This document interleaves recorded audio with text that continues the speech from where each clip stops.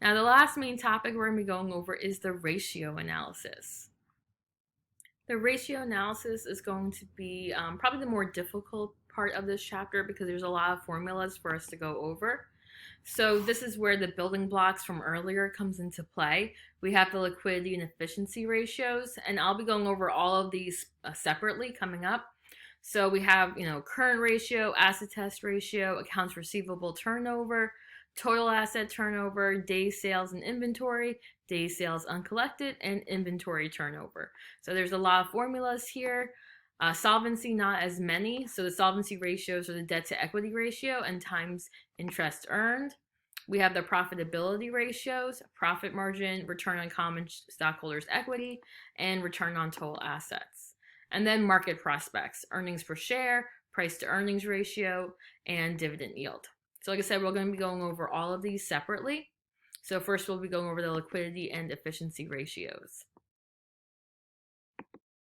Okay, so the first one we have is the current ratio. And by the way, liquidity and efficiency ratios are how easily can the company turn what it has into cash? Are they taking our cash and using it efficiently? Okay, so for the current ratio, it measures the short-term debt-paying ability of a company. A higher current ratio suggests a strong liquidity position. So for this one here, we want a higher number. The higher, the better. Basically, can our current assets cover our current debt, our current liabilities? And we definitely want it to. We want at least an answer here of 1 because we do want our assets to cover our liabilities, but like I said, the higher number, the better. So when we do this formula here, we want to make sure we take just the current assets. So this is a common mistake. It's not all of your assets, just the current ones. Divide by just your current liabilities. So the better you are at understanding the balance sheet here, the better you'll be able to do this by being able to figure out which ones are current and which ones are not current, the long-term ones. So you do have to separate that out. Next, we have the acid test ratio. This is a really strange name for it. It's also called quick ratio. So it's very similar to the current ratio, but basically we just take a few things out of it. Analysts say that some of our current assets we do need or it can turn into cash as quickly as some other things like inventory. Maybe we can't sell it as quick. So we want a much quicker ratio here. So we just take our cash plus our short-term investments plus the current receivables. So it's not all of our current assets, not like we won't include our inventory or prepaid expenses, but we will be taking a lot of our assets here, current assets, just not all of them. And we're just going to divide by current liabilities, so it'd be the same thing you had for the current ratio. You would use that same number here for current liabilities. Okay, and then we have the total asset turnover. So as it states here, reflects a company's ability to use its assets to generate sales as an important indication of operating efficiency. So once again, we want a higher number, and same thing with the acid test ratio, a higher number the better. So total asset turnover, it would be net sales, so your sales divided by your average total assets. So we're doing an average here, so don't just look at what our total assets are. You're going to look at your total assets from this year, last year, add them together and divide by 2. So it's really important when you see average here that you have to calculate the average from last year to this year. Okay, we're going to go over some more of these liquidity and efficiency ratios. So we have accounts receivable turnover. Measures how many times a company converts its receivables into cash each year. We do want a higher number. We want it to turn over as many times as we can, which means that we're making sales and we're collecting the money. We want to keep doing that many times throughout the year. So to do this, we want net sales divided by average accounts receivable. Remember, here's that word average again. We're going to take our accounts receivable from this year and last year, add them up, and then divide by 2. Next, we have days sales uncollected. So it's really similar to the accounts receivable turnover. It's almost like backwards a little bit. This is how many days that we have an account on our books. Somebody owes us money before we collect it. So it's the average amount of days that someone owes us money. And in this case, we want a lower number. I mean, ideally, we want somebody to owe us money for maybe 1 day and then pay us. If it's over maybe 60 days, there's a problem. We're not collecting money in time. If people owe us money and they're supposed to pay us within 30 days, then we always want this number to be under 30. So to do this, we do our net accounts receivable, divide by our net sales, times 365. Okay, next we have the inventory turnover. Similar to the accounts receivable turnover, it's how many times a year our inventory turns over, so that we buy the inventory, we sell it, and replace it throughout the year. We want a higher number here. We want it to turn over as many times. We want to buy inventory, sell it, do it again. Buy inventory, sell, and we want to keep going through this same system. So you would be doing cost of goods sold divided by average inventory. Remember, it's the average. So we take inventory from last year, this year, add it together, and divide by 2. Okay, days sales and inventory is similar to days sales uncollected here. So it's how many days we have our inventory for before we sell it. We want a lower number because ideally we only want our inventory for a short amount of time as possible before we end up selling it. Now, this would be different depending on what industry we're in. So, for instance, a restaurant that has fresh food, they might want a much lower number, like maybe under 7 days before they end up selling it. A company that, like a car dealership, it might take them 60, 90 days to sell a car, so they'd have a much higher number. So it really depends on the industry here. But you would be taking your ending inventory, so basically this year's inventory, divide by your cost of goods sold, times 365. Okay, so now we're going to start talking about the solvency ratios. So solvency really means the survivability of a company. Can they survive over time? Are they solvent? Are they going to be able to pay a lot of their debt? So first we have the debt to equity ratio, and measures what portion of a company's assets are contributed by creditors. A larger debt to equity ratio implies less opportunity to expand. So in this case, we do want a lower number. This one's pretty easy. It's just your total liabilities over your total equity. Okay, times interest earned. This is the most common measure of the ability of a company's operations to provide protection to long-term creditors. So basically, out of the income we're making, can we pay our interest expense? Because we do owe that to the people we borrowed money from. So can we pay our interest? And we want a higher number here. We want to be able to pay our interest many, many times. Definitely something higher than 1 we want to get, and the higher the better. This one here is a little harder to do. It's income before interest and taxes. So basically it's our income, our net income, and we want to add back our interest expense and our tax expense. So our income right now already has interest and taxes taken out of it. So that's why we want to add it back in. And then you would just divide by your interest expense. Okay, we have the profitability ratio. So these are basically how profitable a company is doing. Lets us know, if we're doing well with our sales and with our income. So the first one is profit margin, describes a company's ability to earn net income from each sales of dollar. So basically here, it's really easy. It's your net income divided by your net sales. So basically out of all the sales I made, what percentage of that will go to my net income? Like, what do I get to keep after I pay all my expenses? So we definitely want a higher number here for profit margin. The higher, the better. Ideally, we want to make sales and keep all of it, but we can't do that. We do have to pay salaries, maybe office space. So a lot of our money does need to go somewhere, but we want to keep as much as that as we can. Okay, return on total assets measures how well assets have been employed by the company's management. Or are we using our assets effectively? Are we taking our assets and using them to make income off of? Just like OCC's asset of the Gateway building, are we making money off of it? Yes, because there's classes there. So this kind of just lets us know if we are using our assets wisely, and we do want a higher number here. Okay, and this one's pretty easy. Net income divided by average total assets. So I'm going to look at my total assets from last year, total assets from this year, add them together, divide by 2, because remember we're doing the average. Okay, Return on common stockholders' equity. This one here is a little bit more difficult as well. It indicates how well a company employed the stockholders' equity to earn net income. So kind of similar to return on total assets. Are we earning income from our assets here? Are we earning income from issuing stock? So we have net income minus preferred dividends.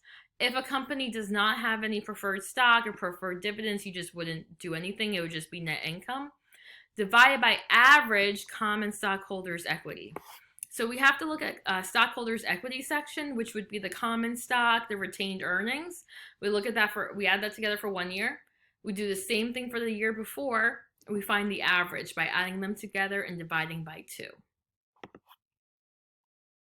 Okay, so next we have market prospects. So this is really how well companies are doing in the stock market.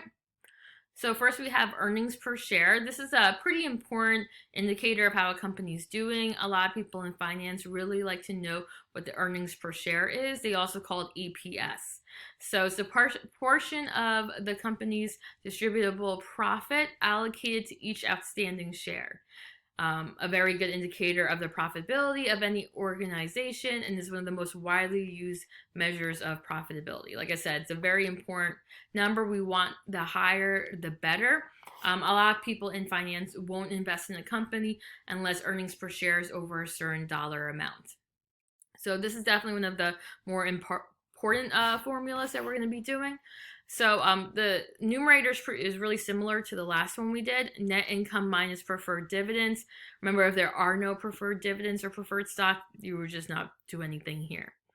Divided by the weighted average common shares outstanding. And I'm just going to give you that number because that's more of a finance thing on how to figure out the weighted average shares outstanding. So I'll just tell you what the shares outstanding are, and you would just use that. But you would get a dollar amount here for earnings per share. So, $2, $5, you do want something in the positive though. Okay, price to earnings ratio, often used by investors as a general guideline in gauging stock values. Generally, the higher the price to earnings ratio, the more opportunity a company has for growth. So you want a higher number here. You would take the market price per common share, so whatever the stock is going for in the market, and divide it by earnings per share, the EPS. So you do have to do earnings per share before you do the price to earnings ratio. Okay, and then dividend yield, this is something we've gone over before. You had to turn in what the dividend yield is for the first part of your stock market project. It's just basically for every dollar invested, what percent do I get back as a dividend as an investor? So personally, I like to invest with a high dividend yield, something over 4% usually. So if I have $100 invested in the stock market and it's a 4% yield, I'll know I'll be getting $4 back on that. Some of them go higher, some of them don't give dividends at all. So some of your dividend yield was actually 0 because there's a lot of companies that don't issue dividends at all. But you would divide your annual cash dividend per share divided by your market price per share. So it's pretty easy to do. Okay, so now we're going to be working on the practice problems. So this is the third and last one on your handout. So we're going to be doing this together. So if you could just follow along, that would be really helpful. So then you can kind of gauge really if you are understanding how to do this and you're able to use a calculator correctly. The first one is the current ratio. So current ratio is current assets divided by current liabilities. So when you're looking on here, you want to find just your current assets and your current liabilities. You don't want to look at all your total assets. And remember, it goes in order. So all the current ones are at the top. So we've got cash, short-term investments, accounts receivable, merchandise inventory, prepaid expenses. Those are all current. Once it gets down to plant assets, that's something that's long-term. So we want to take just the current ones. So remember the ones that we're going to be using up within the year. And we're going to add this together. And then you want to divide by your current liabilities. So we're going to go to our liability section. And remember, it also goes in order. So we have accounts payable, accrued wages payable, that's all current. income taxes payable, that's current, and then look, it gets into long term, so no. So it would just be these first three. So if you got your calculator, you can add this up. So add up your current assets. So 10,000 plus 8,400 plus 33,700 plus 32,150 plus 2,650. So I got 86,900 for my current assets. Then I'm going to add up my current liabilities. 17,500 plus 3,200 plus 3,300. I got 24,000. So we're going to divide that. So we got 86,900 divided by 24,000. So make sure you kind of do the math so that you're getting the same numbers. And I got 3.6. And how we're going to label this is 2:1, like a ratio. 3.6, and you're going to do 2:1, and that's always going to be 2:1. You're not going to use anything else there. Okay, so that's how we do the current ratio. Next up is the acid test ratio, which is very similar. So we're not going to be using all of the current assets.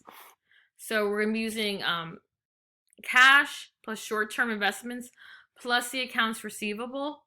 But we're not going to be using merchandise inventory or the prepaid expenses. So instead of adding all 5 up, we're only going to add these 3 up. Divided by same thing, your current liabilities. So that's same 24,000. So we're going to add up 10,000 plus 8,400 plus 33,700. We got 52,100. Divided by the 24,000. We already got that. So we should be getting, if you're following along, 2.2 to 1 when you do the division. Next, we have days sales uncollected. Sales uncollected is accounts receivable divided by your sales times 365. Okay, so let's go back. We want to find our accounts receivable. Let me clear this off. Okay, so accounts receivable, right? Divided by net sales. So here's your sales times 365. So we have 33,700 divided by my sales, 448,600 times 365. So I'm just going to round. I got 27.4. So day sales uncollected would be 27.4, and it's days, so it's labeled days here.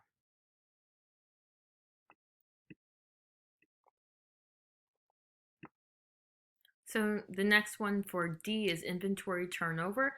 Cost of goods sold divided by average inventory. So we're going to do the average here. So let's go back. We need to do cost of goods sold. Cost of goods sold right here on the income statement. Divided by average inventory. So here's my inventory from this year. We need last year, so that's here in this additional information. So when you read through this, inventory was from last year 48,900. Okay, so to do this, you would do cost of goods sold 297,250 divided by the average of these two numbers here. So to find the average, do 48,900 plus 32,150. Remember, divide by 2. You want a number right in the middle of it. So I got 40,525 as my average inventory. So to find this, I would do cost of goods sold 297,250 divided by this average 40,525. And I got 7.3. We'll just do one decimal place. So for part D, it's 7.3 times. 7.3 times, because it's how many times your inventory turns over throughout the year. 7 times doesn't seem too great. Remember, we want a higher number, but then again, we don't know the industry. So next we have days sales in inventory. This formula is ending inventory divided by your cost of goods sold times 365. So ending inventory, which is really this year's inventory, divided by cost of goods sold times 365. So we have, let's see, ending inventory, which would be this 32,150 divided by cost of goods sold, 297,250 times 365. So let's do that in a calculator. 32,150 divided by the 297,250 times 365. I got 39.5 days. So that would be your days sales in inventory, 39.5 days. I mean, that's a lot. That means they have their inventory for over a month before they sell it. Maybe it's okay. Maybe it's a furniture store or a car dealership. But if it was a restaurant, I'd say that's probably a little too high. Next, we have debt to equity ratio. This one's pretty easy. It's just your total liabilities, which is your debt, divided by your total equity. Okay, so we're going to go to the liabilities and equity section and basically split it up. So part of this is our liabilities, the top part, and then the bottom part is going to be our equity. So basically, here is where it stops. See the payables? That's our liabilities, anything with a payable. And then the other items, our stock and our retained earnings, is our equity. So we have our total liabilities divided by our total equity. So you'd have to add these up and add up your equity and then divide. So let's do that. 17,500 plus 3,200 plus 3,300 plus 63,400. I got 87,400 for my total liabilities. Now we're going to add up our total equity. 90,000 plus 62,800. We got 152,800. So we're going to divide those two numbers, 87,400 divided by 152,800. Okay, we got 0.57. So that's going to be our answer.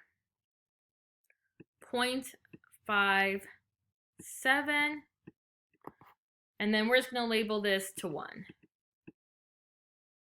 0.557. And remember, the lower number, the better. So that seems pretty good right there. Okay, so next we're going to do times interest earned. This formula is income before interest and taxes. So remember, we have to add back our interest and tax expense divided by our interest expense. Okay, so let's go to the income statement. So it's basically our income adding back our income taxes and our interest expense. Another way to do this is if you look, it already has income before taxes. We want to know what our income is before taxes and interest. So you can also just take this 48,650 and then add the 41 to it. It's like kind of like a shortcut. Or you can take your net income, add back your taxes, add back your interest. So it's just up to you. You get the same answer. We're going to add these numbers together and then divide by our interest expense. So we're going to add 48,650 plus the 4,100. I got 52,750. Divide by the 4,100. I got 12.9. So it'd be 12.9 times as the answer for that. Because it's times interest earned, 12.9 times. That means we can make our interest payments almost 13 times over, which is really, it's good. We wanted to, higher the better. Next up, we have profit margin. The formula for profit margin is net income divided by net sales. So on here, we want to find our net income. which is on the income statement, divided by net sales. So this one's pretty easy. We're going to do 29,052 divided by 448,600. All right, so it's 0.06. You want to turn this one into a percent. So if you want, you can multiply by 100 or just move the decimal place over. So it ends up being 6.5%. So profit margin is 6.5%. So out of all the income we make, we can keep 6.5% of that as income out of all the sales we make. Okay, next we have total asset turnover. This formula is net sales divided by average total assets. So net sales divided by average total assets. Okay, so we have the sales here divided by the total assets average from this year and last year. So this year it's 240,200, and I want to find what my assets were last year. So we can find that up here. Total assets right here, 189,400. So I want to find the average between these two numbers, the 189,400 and the 240,200. So we're going to add them together, and then divide by 2. So you should get 214,800. So that's my average total assets. So I would do my sales, the 448,600, divided by the 214,800. And it is 2.1 is the answer. So total asset turnover, 2.1 times. Next we have return on total assets. For that is net income divided by average total assets. So we can use the same denominator that we used before because it's still average total assets, but the numerator changes. So it's net income instead of net sales. So we can still use the 214,800, but instead of sales, we're going to use net income. So it's going to be 29,052 divided by the 214,800. So 29,052 divided by 214,800. And once again, we're going to put this into a percent, so you can multiply by 100 if you want. We got 13.5%.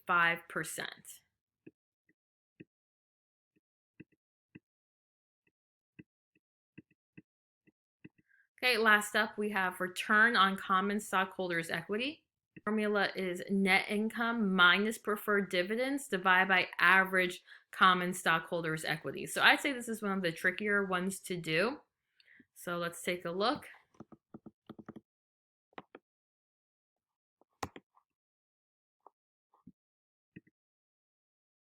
Let me clear off the pen. Okay, so we want to take net income minus preferred dividends, but if we look, we only have common stock. So it's really just net income divided by average common stockholders' equity. So remember the equity section is over here, liabilities and equity, but we're not going to include the liabilities, so it's what's ever left. So here's my equity from this year. So I'm going to add that up and we get 152,800. But I want my average common stockholders' equity. So that means I have to do this for this year and for last year. So I have to look at last year. Common stock was 90,000 and retained earnings is 22,748. So we're going to add those together as well. 90 plus 22,748. We get 112,748. So this involves an extra step. Takes a little bit longer to do. So I have my equity section from last year. I have my equity section from this year. I want to find the average. So we're going to add them together and divide by 2 to find the average. And I got 132,774. So that would be my average common stockholders' equity. So I'm going to take my net income and divide it by the 132. So 29,052 divided by the 132,774. Turn that into a percent, so multiply by 100. Got 21.9. So we have 21.9%. Okay, so I hope you're able to follow along with that. So this concludes the Chapter 17 PowerPoint. I hope it was helpful and informative. If you have any questions or comments, please let me know. Thank you.